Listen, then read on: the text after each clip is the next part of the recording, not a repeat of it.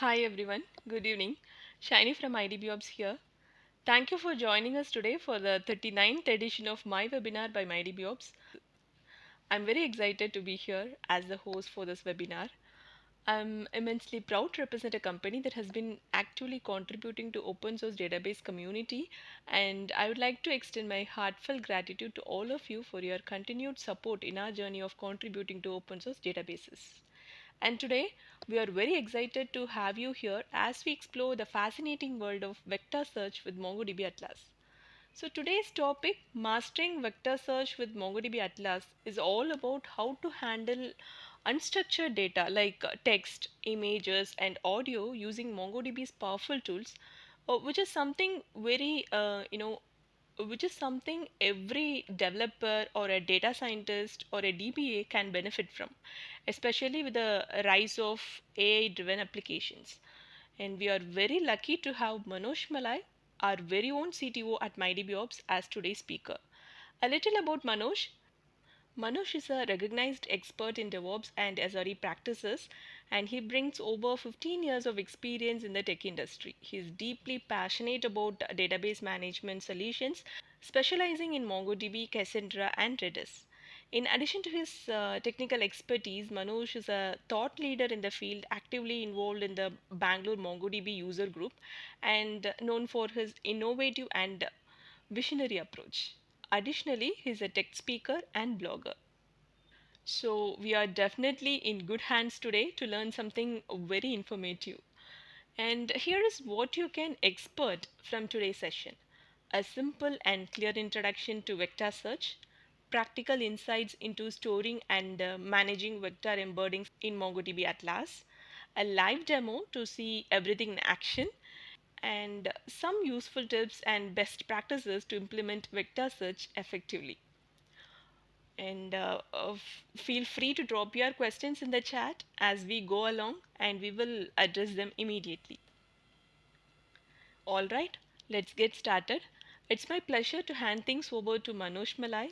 Manosh, over to you.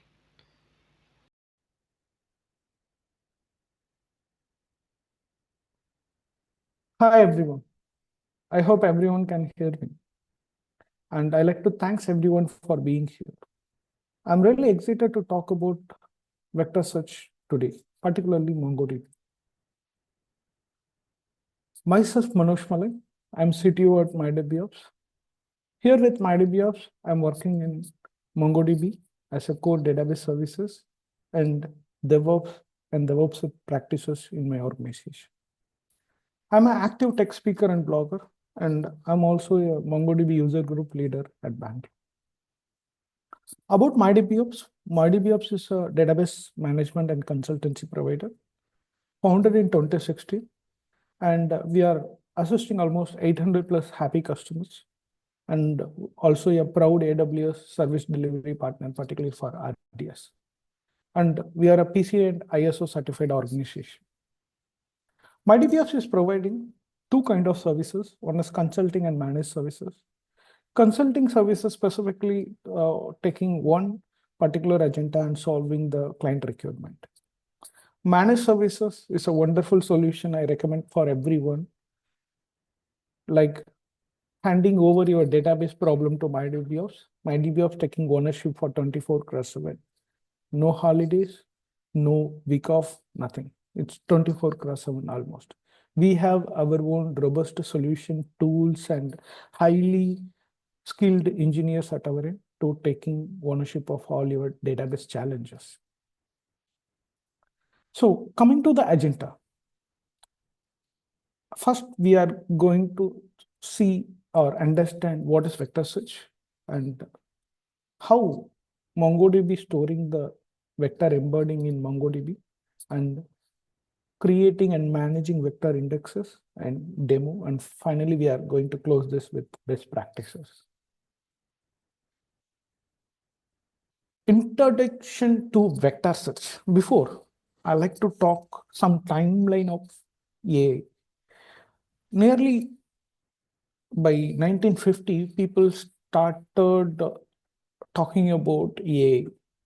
Now we are in 2024 and nearly we are going to start 2025. ChatGPT is one organization by 2023 make this as a general available, like everyone can access. It's not about computer engineers or someone who know well established about how to handle the systems. Everyone, whoever having the mobile, whoever can work on the laptop can access the AI solution and get help from the AI intelligent to solve their problem very quicker way. It's a game changing moment for AI actually. Before this talk, I think you guys also started knowing that ChatGPT go one step ahead. Using your WhatsApp itself, you can access the discussion with AI. It's even if you are in US, you can talk with ChatGPT through WhatsApp call. These all game-changing features which is happening in the industry. It's not about only the solution for big industry, big industries or something. It's reaching the final end user, how they can access the AI solution to improve their daily lives, jobs, and tasks in their lifestyle. In this place, creating LLM is not easy for everyone. So we have a wonderful solution. You can access the AI solution through API calls, and you can create some solution over that also. That is the place this vector search and everything coming and emerging the industry much faster than we anticipated when we have started discussing about this AI solution. Basically, we have a lot of private data for each organization, each individual, but we need the artificial intelligent help to take some intelligent decisions and thinking from out of the box based on the data. So this place, this vector search databases are coming and the embedded model are coming, and those things helping to store the information privately and taking the intelligence from the general available LLM models, and those things are, this is the place the vector database actually coming into the scope. So we don't need to waste time much here. So let's jump into the vector search. So what is vector actually? Vector is a numerical representation of unstructured data such as text, image, and audio. A numerical representation means it's not a int or something, it's a float, because so that we can create more number. And each that float number represents the distinct dimension of the data in high dimensional space. Each dimension in the contextual meaning of the particular data. Using this high dimensional data, we can easily derive semantic understanding of the data we are storing in the vector embedding. For example, this is what I try to see. In traditional database, we have a key and we have a value. This key and value converted into the float value and storing into the vector database. Each float value will give a high dimensional semantic meaning for of the data.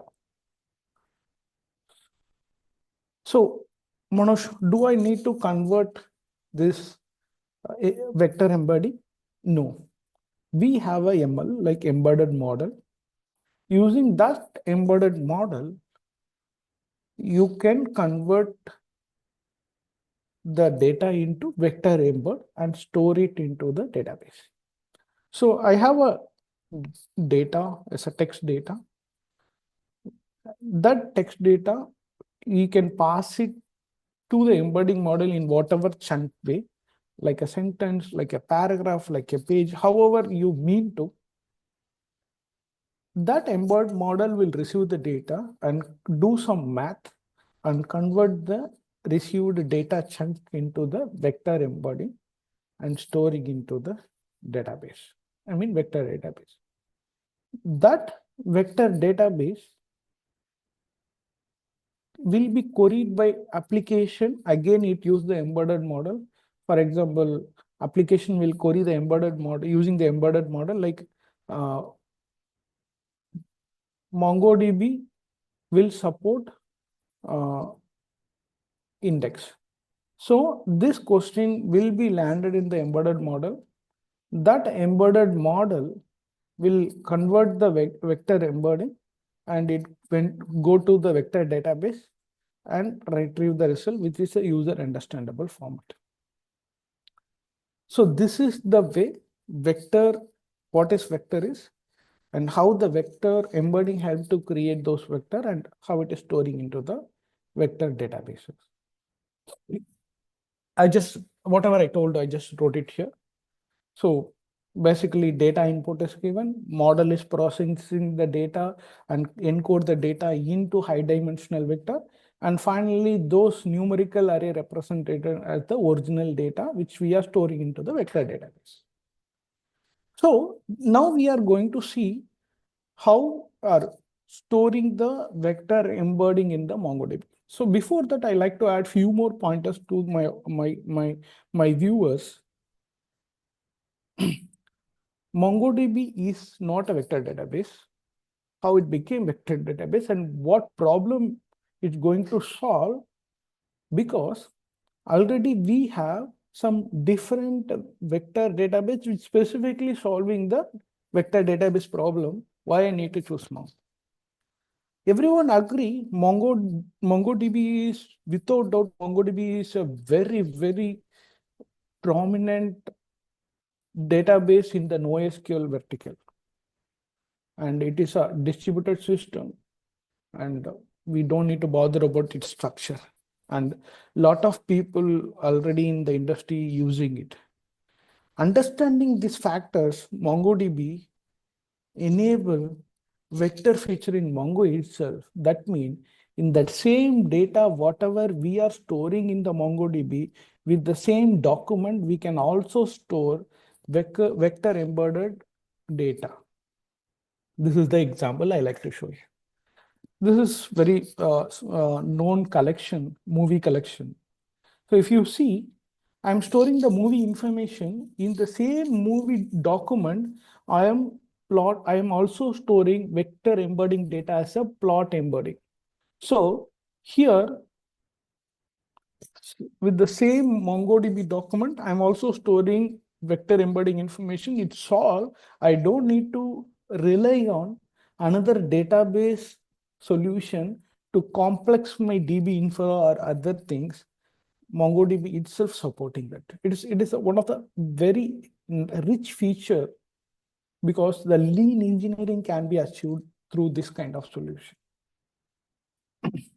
Coming, what do vector embed represent? We have plot embedding. So let's go a little deeper of understanding. So here you can see full plot is a key value. Mitchell View, guest live England in disgrace. This information we have converted and stored in the plot embedding. What it mean actually?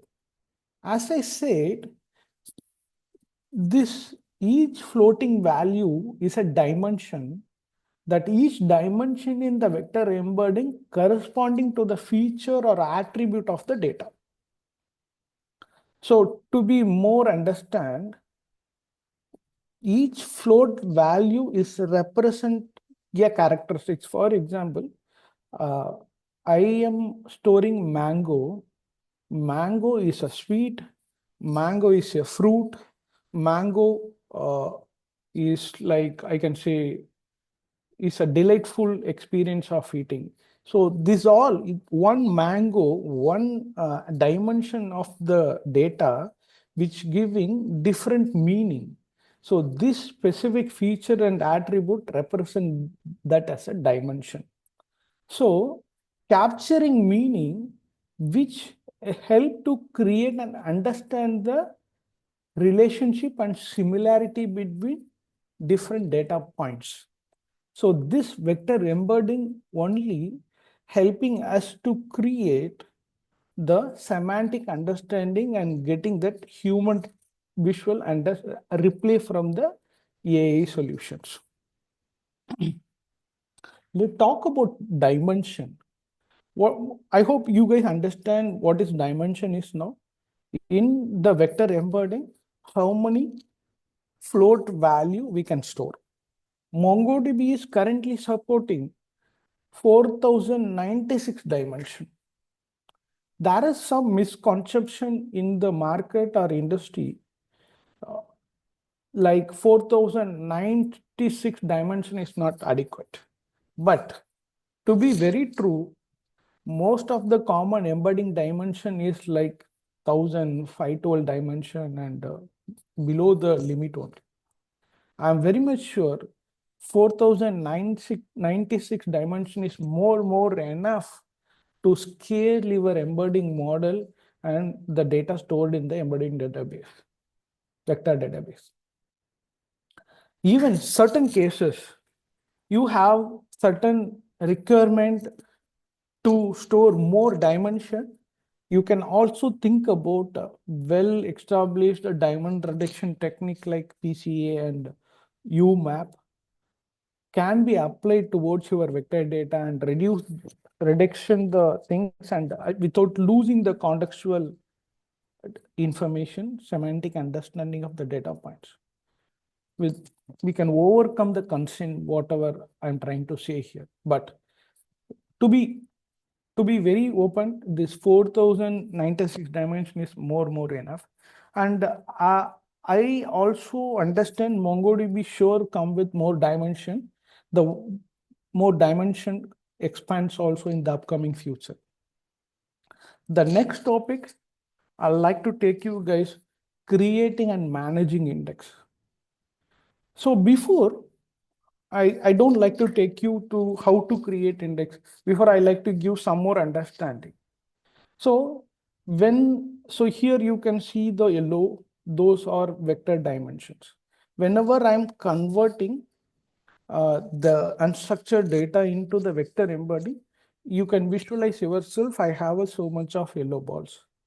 So user is querying, that is like a blue or violet, whatever we take, that will be compared with the each yellow balls. It is called as brute force embed comparison. So we need to compare with each one. Do you think I have a huge amount of data? I have a huge amount of vectors. It is not, it is not at all possible, or how much time it will take to compare and get the result. So this brute force is not an effective solution, but the accuracy is quite higher here, but it is not effective. So this is one of the searching algorithm, indexing algorithm we have in the market. Then we have NSW, Navigable Small World. So I have a chunk of data, each chunk converted into a vector, then automatically the relationship of graph will be created and I have a very big graph. Finally, all the chunk will be converted into vector, the vector will be converted into graphs. This is navigable small world graph. Whenever user is firing the query to the embedded model and the embedded model is converting into the vector and vector is putting to the database query, search query, it randomly catch some node of vector node. From there, it start to build the relationship with the query of the user. And the problem is it repeat this process more than once. And there also more time will be there, but not as much compared to the brute force model, as much compared to it is better, but it is not what we are seeing now. It is quite better than brute force. I agree, but there are a lot of room for improvement in this model, navigable small world. It end when there is no closest to closest to closest to the query. Till that point, this will be find the closest one, closest one, closest one. That is what the graph also represent. So this is another indexing algorithm we have. Finally, there is one particular thing I like to talk is a skipped linked list. While understanding itself, you can see from H3, I'm trying to catch the 11th data.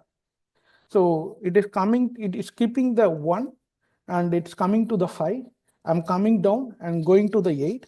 I'm coming down and finally reaching the 11. So it is totally skipping the 1 and totally skipping the 5th last first and coming to the 11. This is one way of storing the data and using the linked list. I'm skipping and finding my best data, reaching the best data at the last. Combining this NSW and the skipped linked list, industry market, or we created HNSW, is well-known indexing algorithm available in the vector search system. We, MongoDB, support this. That is where I am coming here. MongoDB support HNSW, hierarchical navigable small world. If you see, user query is coming and hitting layer 2, it's going to layer 1 and find the closest node, and it is going to layer 3 and it is catching one node, and finally it is going to the green node, which is very closest. So the advantage here, you can see when I'm segregating the vector data in different nodes, so it starts with the top node and top layer and it's going till to the layer 0. So I am avoiding so much of node traversal and I'm reaching the data very quickly. I'm catching all my linked data very quickly. So that is one important beauty of this HNSW indexing algorithm will do and how it's work. Here, one important point is there are few parameters you can use and tune this also. One important thing I forgot. So in this layer 2, the dense will be less. In going to the next layer, the dense of the vector nodes will be huge. That is very important part. If you see layer 2, you see only one node. And when you are going to layer 1, you can see nearly 4. When you are going for layer 0, you can see higher number of nodes. So this is how it's work. So it's a multi-layer graph.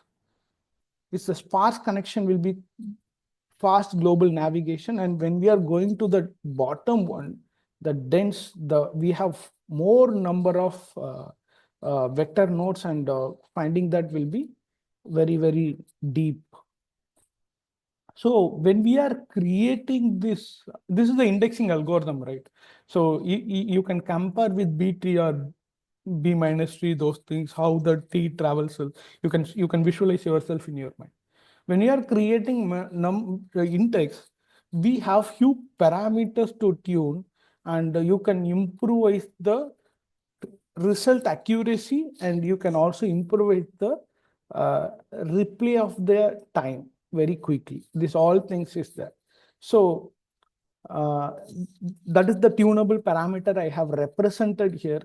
How many connection per node we can do, and build time accuracy, because index build time is very, very important. Whenever we are creating or inserting something, the index rebuild will be happen. So this all very important. And query time accuracy, if you are giving some more number on EEF search, if you are giving some number, it will be precision will be high, and some number it slow down the result. It's all the things I'm going to discuss in the next slide.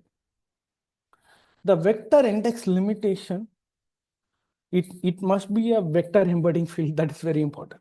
So what I'm trying to say here, I cannot create vector embed index on runtime. it need to be plot embedding. That is the vector field embedding. That it's not a joke, but I just like to highlight here everyone. And currently support 4096 dimension only, because when you are choosing your embedding, this all need to be matched. If you are choosing your embedding model which give more vector, but Mongo only support 4096, it need to be matched. So think about it and you just match. Don't use a field in an array of document. That is also important. And currently this only support in Atlas. I believe Mongo will open source, but I don't have any timeline or with me, and it is not a information I get from. I believe I have Mongo have some plan to release in community also. I don't know, but if they release, I totally will be. I will be happy, because community is the place uh, you can evolve. You can check a lot of things, and it reach more people. So, but Atlas also, it first enabled in Atlas in the version of 6.0.11, and from the 7 version later, 7.0.2, they started enabling the vector solutions. So now we'll see how the vector index need to be created. So first, the scenario is your unstructured data embedded model, and converting the data into the vector embedding, and you are storing into the database. Now, once it is started, you need to create an index for the vector, right? So here the there is some, you can use shell also, you can use Mongo Compass, you can use Atlas UI, you can use Atlas API. In either way, you can achieve to create the Mongo index. I put this example from the Mongo shell perspective. I have a command like db.collection name create index. You need to define this index name very clearly. Don't forget this index name you need to use in the embedding query. When you are vector search query you are writing, right? That time we need to use this index name. Here I need to specify vector search. This vector search, if you are not specifying this as a vector search, it will be considered as a normal search index. That is very, very important. Don't forget, whenever you are when you are creating this index through the Mongo shell, Mongo Compass, you don't need, you just need to cover this field option only. But when you are using through Mongo shell, you need to use this full command, like index name you need to specify, vector search it is a vector search is not a name, it is the parameter compulsorily we need to define in this syntax. Then field, then number of dimension. You know that we can specify max of 4096 dimension. I will come into that and I explain. And path. Path means plot embedding, you saw guys, right? That name where the embedding field is represent, what is the field name we need to specify here. Here in our case, plot embedding is the field name. Similarity, you have a 3 option, cosine, dot product, and Euclid. So there is also another interesting feature to, like you can think about, if you guys are Mongo guys, you can think about like sparse index, those things, right? It's a kind of feature we have in the vectors index also, to granularly go and fetch only the relevant information and improve the efficiency of the index retrieval. This is the syntax I like to show here. Let me discuss about the key parameters, what we need to understand. So we have a type. Here by default it's a vector, and we also type called filter. As I say here, type we can define and we can go with it. Numerical dimension, you can start with 7682, 1536 or any dimension, and you can define, and you can store so much of dimension that vector embedding field will support. And in the similarity wise, this each one you cannot choose randomly, it need to be conscious on choosing it. So in which case, which one you need to use in the upcoming best practices I'm explaining. These are all the model, how it will work. Like cosine will work on the angle between the vectors, like this kind of things. So Euclid will measure the distance wise. I have a vector A, I have a vector B and a vector C. The nearest distance will be chosen based on this model. Dot considering the both angle and magnitude. So basically, text search I recommend cosine. Like let's talk this about in the upcoming slide. Quantization, I don't. This is optional field. By default, it's a bin. So we can discuss in the best practices also. Basically, the standard things: type, dimension, path, and similarity. Based on the use case and those things, you can decide. Let's talk about type here. Type is help to produce the better result. Using that, you can narrow down the particular document and get the result. So for example, here you can see, right? I'm typing the filter by category, filter by status. So where category equal to electronic, status equal to active, only that relevant data will match and get the result faster. This sure I recommend to explore in your use cases, and if you didn't enable it, I recommend to check it also. And we have an option to update the existing vector index, and you can delete also. It is very easy. So this is the syntax. Suppose you didn't have the filter, you can update the filter, and previously the similarity is different and you are like to change it and explore it. This all can be achievable in the updating the vector index. Let's jump into the demo. Before that, I like to showcase one important video for you guys. Allow me 2 minutes.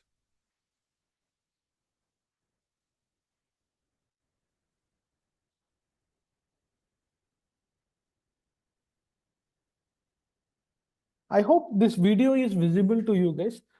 Shiny, can you confirm? Yeah, Manosh, visible. Yeah, thanks.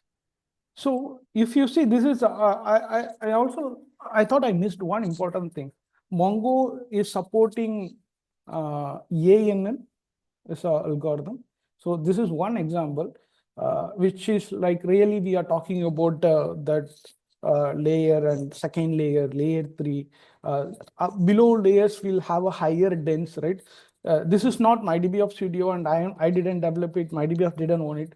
I randomly got this video. It's simulating the ANN with the 50 neurons in 2 layers. I hope you guys already watched it. Please ignore it. If you are watching it first time, it's really interesting to understand what I'm trying to say, how it is connecting, so you can visualize it.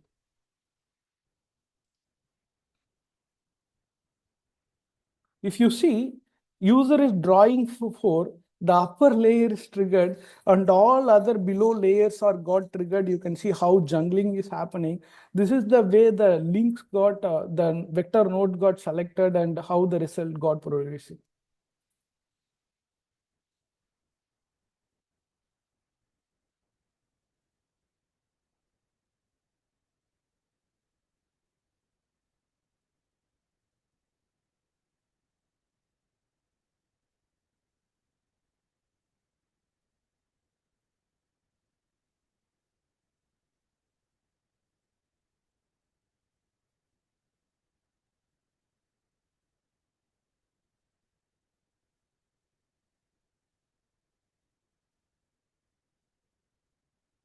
I hope everyone enjoyed this.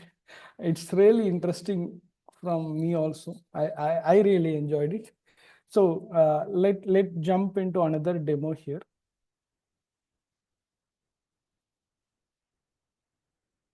Shani, please confirm you're able to see this one. No, Manosh, it's not visible. Oh, okay, thanks. Now, Yeah, visible. okay, great. So I have created small RAG application. I believe this demo will go good. Let's see. So I'm installing some pip packages. It's connecting to the GPU backend.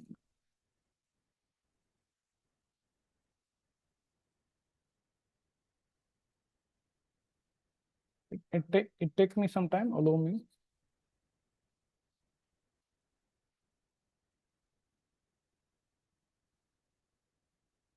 it's connected. Beauty. Yeah, great. So I'm installing some dataset, pandas, pymongo, and sentence transformer, as you told, right? How we are converting that data, whether I'm converting by pages, a paragraph, sentence. This sentence transformer will take each information, whatever I'm giving as a sentence, and passing it to. It's one of the Python package. So I have installed. Again, I'm installing transformer and accelerator.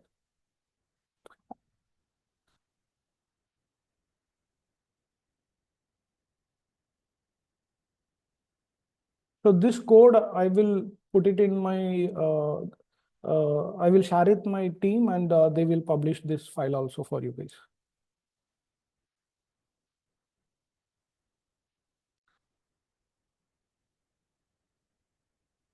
I just using some other things also, but I feel it's much comfortable for me to work and evaluate up and down. So now I'm loading MongoDB embedded movie from Hugging Face. This data is from the Hugging Face only.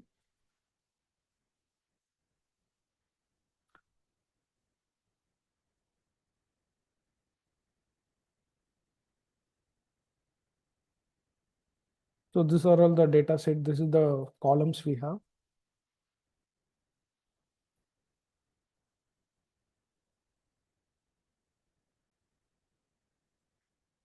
So the next stage is there is possibility of null data inside the embedding field. So I'm validating that one. I'm going to embed a full plot. I can see that 48 data are null. So I need to drop those things. I'm sorry, 1 second. Yeah.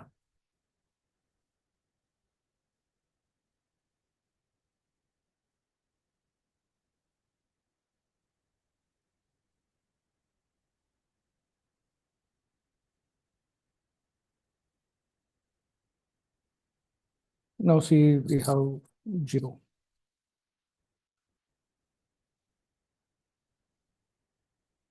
You can see there is. I'm also plat embedding. I don't need, because the data set what I have downloaded from Hugging Face already have some embedded one. So plot embedding data. So I am dropping those things. So this is the place I am again importing that transformer, and I am using Dun Leaper GTE large model for the embedding.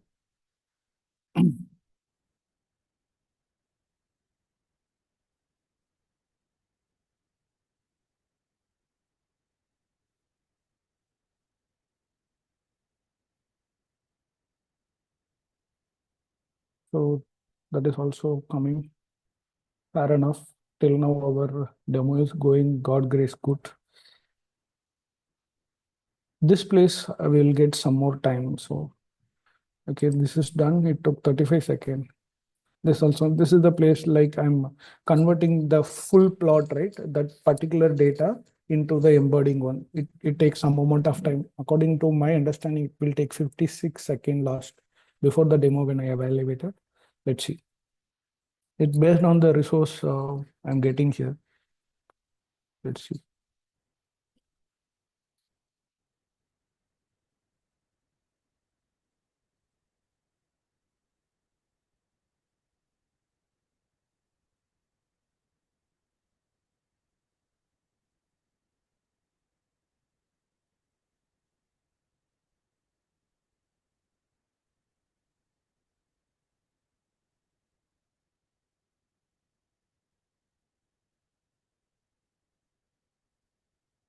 I hope you guys understand what I did in the above places.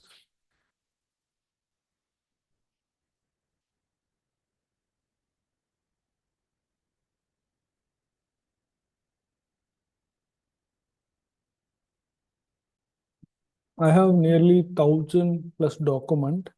I saw that. So it's taking some time. So that is another option. You can use Chat GPT live embedding model also, but I use the local model using this resource.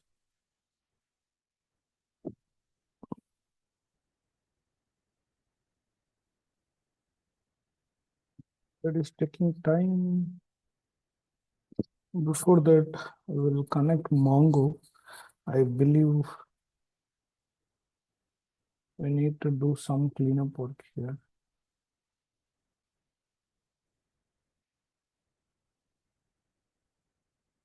So I have old data. I think we can use those things. So, so this is the way that embedding need to create. So let come here. So here, this is the way that I'm pushing. This is the way I have configured by Mongo. This is I have a Mongo free cluster, Atlas cluster. I am pinging, so the ping is working fine. Then I'm assigning value like what is my database, what is my collections, and I am pushing into the document and I am doing insert. These all insert got happen. Now I'm coming here and I'm going to query those things. So I'm asking like what is the best horror movie? 1 second. Wow, 1 second, 1 second. 1 second. Mm. Okay, ping got successful and it's good. Collection. Yeah, we have that. Great. And insert we don't need. Let again come here and come here.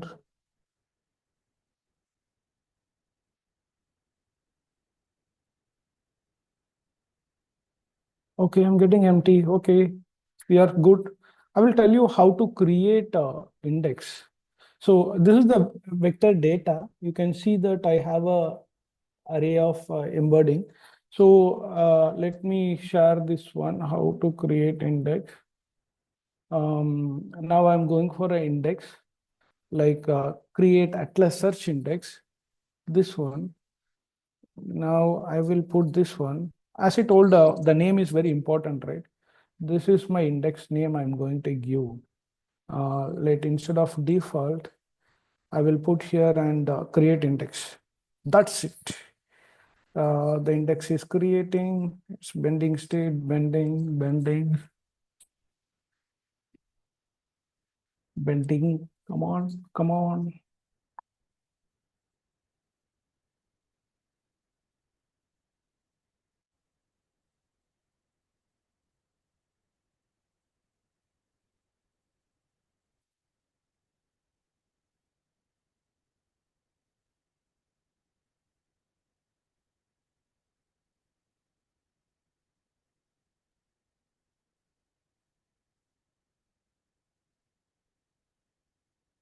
Okay, cool.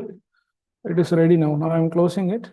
Again, I'm going to ask my vector to see what is the best horror movie to watch and why. I'm going to place this question. You can see, right? I'm getting the result now. Like this is the movie. Let take it in different way. What? So this is I'm assigning.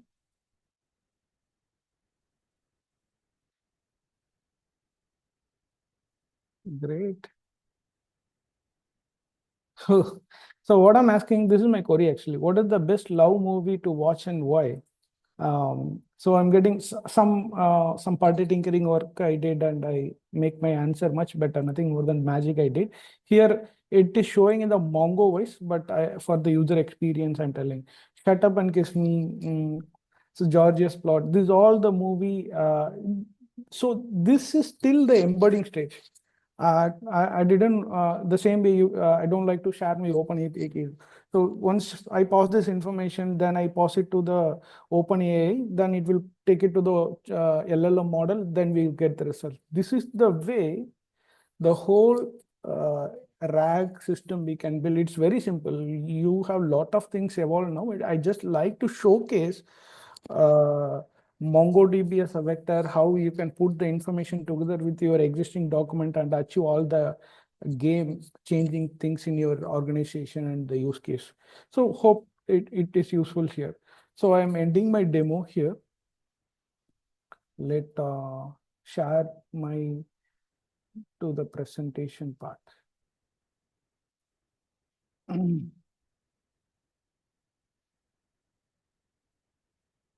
So the demo is completed. Let's jump into the best practices. So in the things, whenever we are doing this embedding, vector embedding, right?